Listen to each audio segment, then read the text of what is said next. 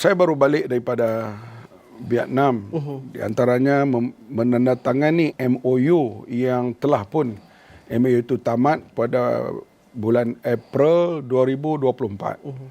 Jadi sekarang kita pergi untuk buat MOU baru supaya apa yang berlaku kekurangan bahan makanan di Vietnam kita cuba membantu. Kekurangan makanan di sini juga mereka cuba membantu. Pergantungan makanan kita banyak di negeri yang di sebelah selatan dunia ini.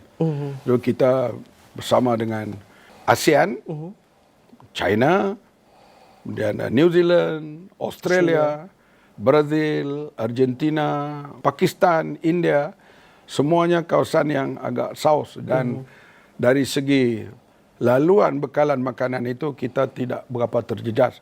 Yang saya sebut tadi, bila harga tenaga ini meningkat, dia akan mungkin terjejas di sudut harga bila kita import nanti. Itu yang dilihat di situ. Tetapi kalau ia terpaksa melalui Laut Merah, melalui Selat Hormuz, melalui jalan-jalan yang jauh itu, kemungkinan ia akan terjejas lebih teruk. Tapi kita kebetulan berada di sebelah selatan ini. Walau bagaimanapun harga petrol itu dia melanda dunia. Dia tak kira kamu di selatan atau utara.